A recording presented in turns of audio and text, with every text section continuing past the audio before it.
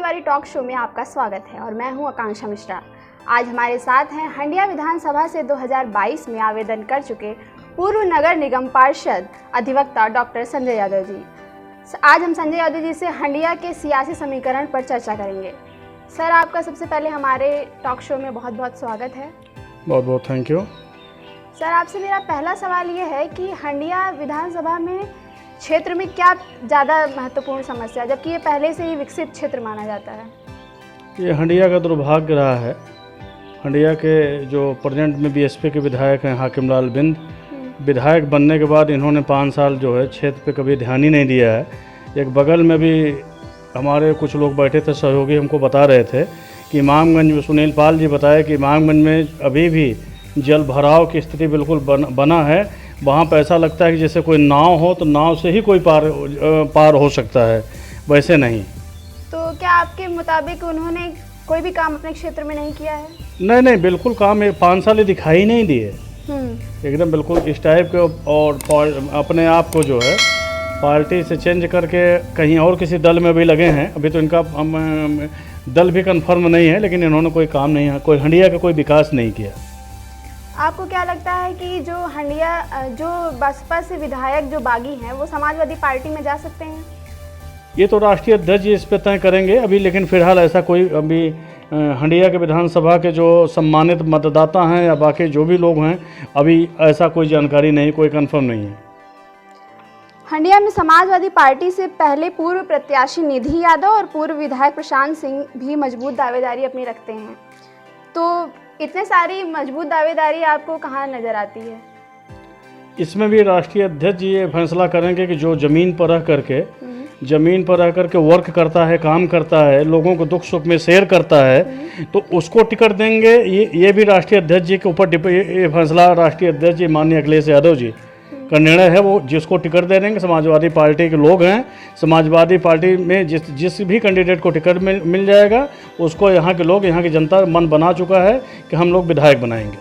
Sir, आपको क्या लगता है कि अब इस क्षेत्र में कहीं ना कहीं दक्षिणपंथी विचारधारा मजबूत होती जा रही है और समाजवादी विचारधारा कमज़ोर पड़ रही है?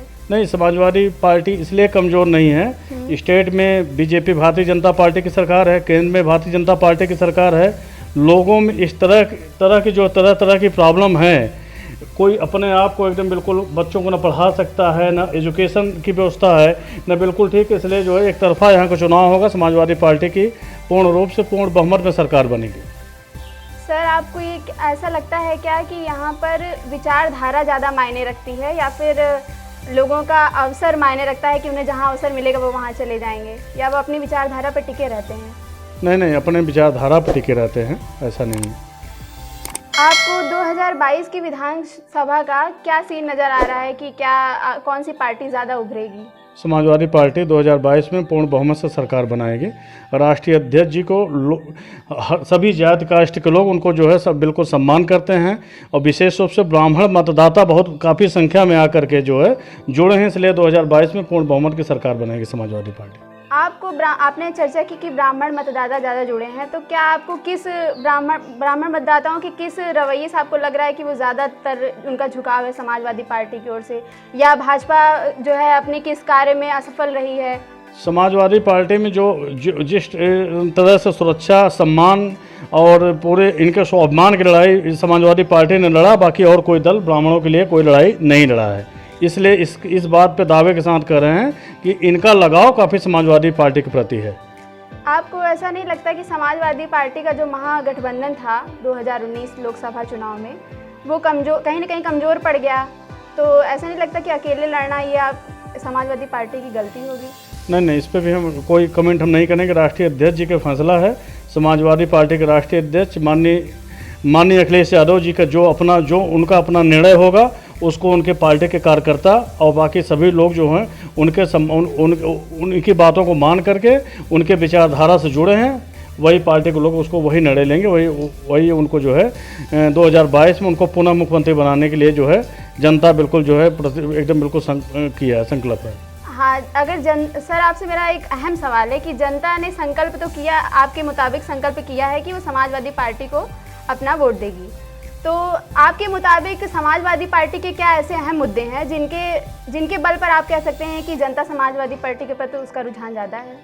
जो हमारे एजेंडा में जो समाजवादी पार्टी के एजेंडा में जो मुख्य रूप से जो भी एजेंडा था उसमें सर, उनमें से कुछ अहम एजेंडों को आप बताना चाहेंगे दर्शकों को हमारे? नहीं, वो बिल्कुल सही है। उसमें से कुछ एजेंडा हम इसको बताते हैं। जैसे इनका यहाँ पे डिप्टी सीएम हम लोगों ने अक्सर करके देखा। इलाहाबाद नगर निगम का मैं भी नामित पार्षद रहा, अधिवक्ता सभा का प्रदेश सचिव भी हैं। इस बात को हम लोग देखते हैं कि जो भी सड़कें पहले से बना है और जो राष्ट्रीय समाजवादी पार्टी की सड़कें हैं उसी पर जा कर के अपना पत्थर लगा कर के उसको उद्घाटन करते हैं, ठीक है। और उसके बाद बाकी कभी भी कानून व्यवस्था इनका बिल्कुल आए दिन हत्या लूट घसोट एकदम बिल्कुल जो है सरकार के लोग, सरकार के मंत्री एकदम लूट घसोट में एकदम बिल्कुल मचे हैं। तो इस टाइप की जो है सरकार तो है। आपके मुताबिक ये सरकार एकदम असफल रही है जी अपने मुद्दों पर? जी। वक्त है ब्रेक का और ब्रेक के बाद हम फिर हाजिर होंगे। तब तक देखते रहिए हमारा ये खास प्रोग्राम।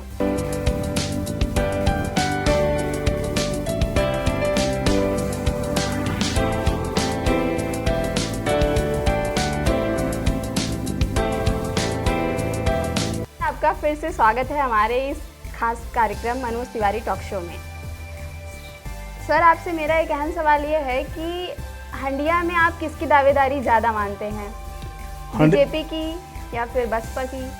नहीं, समाजवादी पार्टी की दावेदारी। समाजवादी पार्टी की। किस आधार पर मानते हैं? 2012 में जो सरकार थे तो सरकार की मंशा को देखते हुए यहाँ की पब्लिक, यहाँ की जनता जो है समाजवादी पार्टी को ही लाइक कर रही है। और आने वाले टाइम में ऐसा हम लोगों को पूरा 100% विश्वास है कि सरकार रिपीट होगी और उसके बाद यहाँ के विधायक समाजवादी पार्टी के विधायक हो। सर, प्रदेश सरकार कहती है कि गुंडे जो हैं वो जेल में हैं या कुछ ऊपर चले गए हैं, तो आपका इस विचार पर क्या मानना है?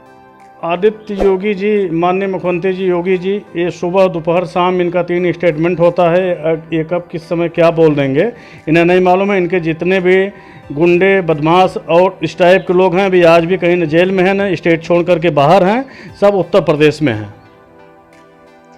आगामी चुनाव में आप किस गठबंधन की संभावना देखते हैं? गठबंधन जो समाजवादी पार्टी गठबंधन, समाजवादी पार्टी अकेले या उसके साथ किसी और गठबंधन, किसी अन्य पार्टी का? ये भी राष्ट्रीय अध्यक्ष इसका ये फैसला करेंगे कि इस पे हमें किस दल से हमको बेनिफिट है, किस दल के साथ हमको गठबंधन करना चाहिए। सर, आप अंत में अपनी हंडिया की जनता या और जनता को क्या संदेश देना चाहते हैं? क्या अहम बातें आप जो बताना चाहते हो अपनी जनता के लिए, वो आप क्या कहना चाहेंगे? नहीं, हंडिया की जनता के लिए तो सबसे पहले एक बहुत बड़े पैमाने पर यहाँ पे इलाहाबाद प्रयागराज में एम्स की व्यवस्था हो, एम्स पे भारतीय जनता पार्टी के लीडर मंत्री और ये कैबिनेट मंत्री सिद्धार्थ नाथ ने प्रेस में बोला था कि यहाँ पे एम्स की व्यवस्था, एम्स होना चाहिए इलाहाबाद में, प्रयागराज में एम्स होना चाहिए। तो प्रयागराज में हंडिया में 150 एकड़ की जानकारी हमें कि आज भी ऊपरदहा में लैंड है, ज़मीन है, उस पर सरकार जरा सा मतलब इनके कैबिनेट मंत्री, इनके सरकार के लोगों ने बोला यहाँ सबसे अहम मुद्दा हमारा है कि सबसे इलाहाबाद प्रयागराज के लिए एम्स हॉस्पिटल हो, इससे बेहतर कुछ और नहीं हो सकता है, सबसे बेहतर हो सकता है। ये तो हो गई स्वास्थ्य की बात। शिक्षा के लिए आप क्या करना चाहेंगे अपने क्षेत्र में? शिक्षा के लिए भी एकदम बिल्कुल यहाँ पे इलाहाबाद विश्वविद्यालय, जैसे इलाहाबाद विश्वविद्यालय है और भी यूनिवर्सिटी हैं। हमारी पहली प्राथमिकता होगा समाजवादी पार्टी में, हमको यहाँ की जनता, यहाँ के मतदाताओं में हमको जो है मौका मिला तो स्टेट यूनिवर्सिटी की व्यवस्था हम हंडिया में, विश्वविद्यालय की जैसा व्यवस्था हम हंडिया में करेंगे। वो लैंड भी आज भी ज़मीन है, सरकारी ज़मीन पड़ा है, तो उस पर हमारा पहला प्राथमिकता होगा कि विश्वविद्यालय स्तर पर, चूँकि इलाहाबाद हंडिया से सटा हुआ भदोही का बॉर्डर है, तो यहाँ हंडिया में एक विश्वविद्यालय होना चाहिए। और इसके अलावा आप क्या प्रदेश सरकार ने ऐसा क्या नहीं किया जो आप महिलाओं की सुरक्षा या लड़कियों की सुरक्षा के लिए कुछ नया करना चाहते हो? ऐसी कोई योजना है आपके दिमाग में या आपके पार्टी की ओर से? नहीं, हमारी पार्टी में जब हमारी सरकार थी तो कन्या विद्या धन से लेकर के जो भी लड़कियों का सम्मान, रिस्पेक्ट, बाकी और भी जो भी था, महिलाओं को 100% सुरक्षा, इस टाइप की छिनैती, डकैती, रहजनी नहीं होता था जो आए दिन इस सरकार में हो रहा है। सर, आपका हमारे इस टॉक शो में भाग लेने के लिए बहुत बहुत धन्यवाद।